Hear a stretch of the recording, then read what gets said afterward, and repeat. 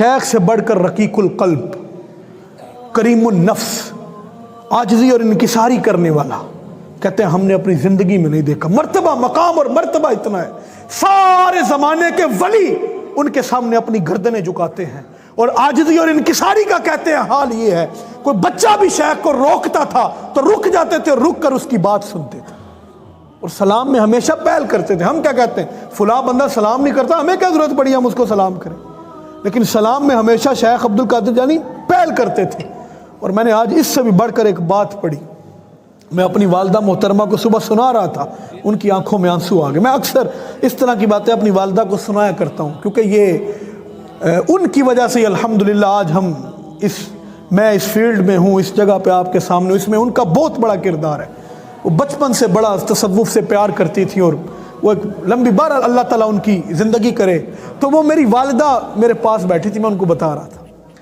मैंने कहा देखें शेख अब्दुल कादिर जिलानी का हाल क्या है, और उनकी आंखों में आंसू आ गए सुन के।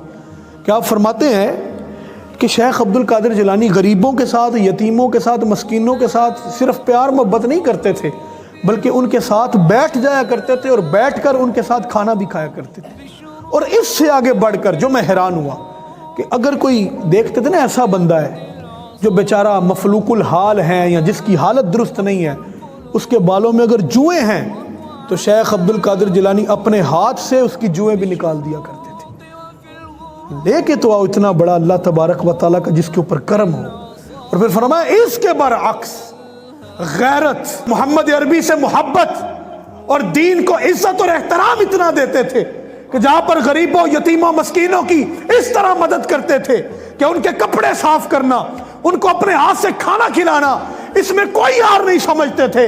इससे बरअक्स होता यह था, जब कोई बारगाह में अमीर या कोई बादशाह आता था तो शेख अब्दुल कादिर जिलानी उसके लिए तज़ीमन खड़े भी नहीं हुआ करते थे, बल्कि साथ रहने वाले लोगों ने कहा जब पता चलता था कोई बादशाह आ रहा है, अपनी मसनद से उठ के अंदर चले जाया करते थे।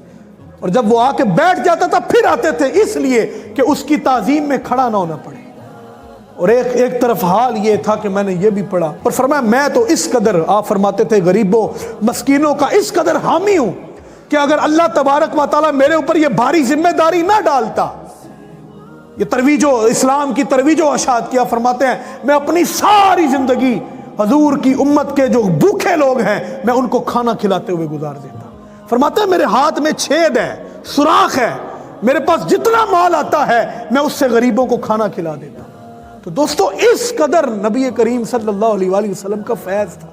अकबर आपने फरमाया तू ये दावा करता है कि मैं मुसलमान हूँ, हम सब ये दावा करते हैं। आपने फरमाया तू ये दावा करता है कि मैं मुसलमान हूँ और तेरा हमसाया भूखा सोता है। आप फरमाते हैं अगर तेरा हमसाया भूखा सोता है तो अपने दावे में झूठा है।